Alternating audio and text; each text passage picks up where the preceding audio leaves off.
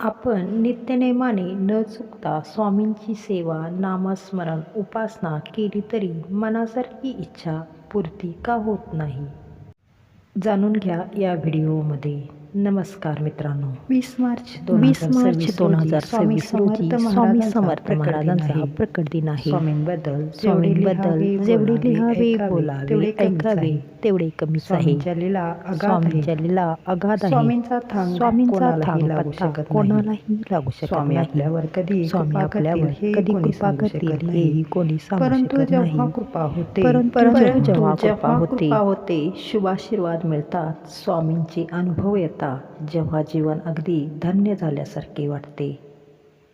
श्री स्वामी समर्थ महाराज हे कोट्यावधी भाविकांचे दैवत आहेत.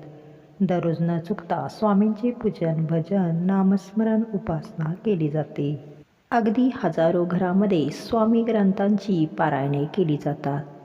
स्वामींच्या मठात जाऊन स्वामींचे दर्शन घेणे, स्वामींच्या आरतीला उपस्थितीत राहणे, गुरुवारी विशेष करून स्वामींचे दर्शन, पूजन, नामस्मरण करणे असा अनेकांचा संकल्प असतो. आपल्या अनेक समस्या, अडचणी असल्या, प्रयत्न करूनही त्यातून बाहेर पडण्याचा मार्ग दिसत नसेल तर स्वामींना मनापासून हाक मारली तर दिलासा मिळतो, अशी भाविकांची श्रद्धा आहे. अडचणी थांबत नाहीत, संकटातून बाहेर पडण्याचा मार्ग सापडत नाही.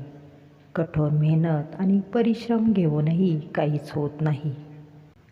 अशी जेव्हा भावावस्था होते तेव्हा स्वामींना मनापासून हाक मारावी.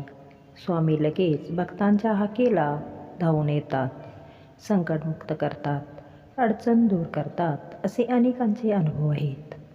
स्वामींना मनापासून शरण गेले तर स्वामी मनातील इच्छा पूर्ण करतात, भक्तांच्या पाठीशी ठामपणे उभे राहतात. भिवू नकोस, मी तुझ्या पाठीशी आहे, याचा प्रत्यक्ष अनुभव देतात, असे अनेक जण आवर्जून सांगत असतात. पण स्वामींची इतकी सेवा, नामस्मरण करूनही आपली इच्छा पूर्ण का होत नाही? हजारो स्वामी भक्त असेही असतात की ते निरपेक्षपणे स्वामी सेवा करत असतात. केवळ स्वामींची सेवा घडावी व आपल्या सेवेत कधी कमतरता राहू नये.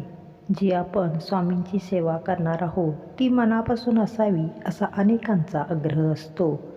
स्वामीचरणी अगदी ते लीन होतात.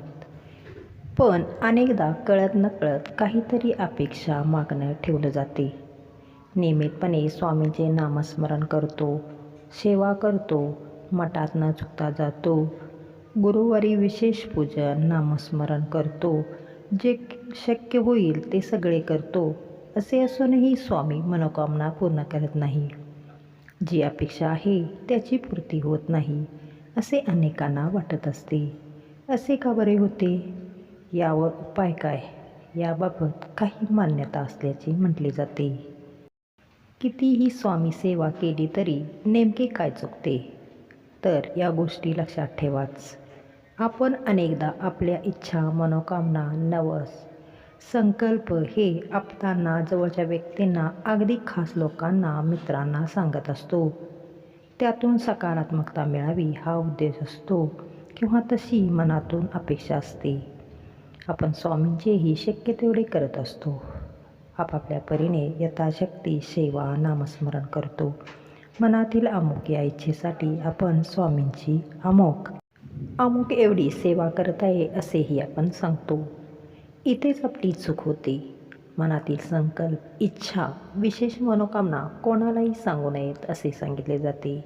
त्याची वाच्यता करू नये. तसेच आम्ही स्वामींची अमुक करतो, तमुक करतो, स्वामींची एवढी सेवा करतो, तेवढी सेवा करतो असे तर अजिबातच सांगू नये. आपली इच्छा गुप्त ठेवावी. अगदीच बोलावेशी वाटले तर मनातल्या मनात स्वामींना सांगावी. स्वामींवर अपार श्रद्धा आणि दृढ विश्वास ठेवावा. स्वामी नक्कीच शुभ करतील. स्वामी महाराजांप्रती केवळ नम्र, शरणागत आणि समर्पण भाव असावा. स्वामींवरील निष्ठा आणि श्रद्धा कधीही गमावू नका. स्वामींवर विश्वास ठेवा आणि सतत नामस्मरण करत राहा. इच्छा लवकर पूर्ण न झाली तर निराश होऊ नका. इच्छा नक्कीच पूर्ण होईल याची खात्री ठेवा. धन्यवाद. श्री स्वामी समर्थ.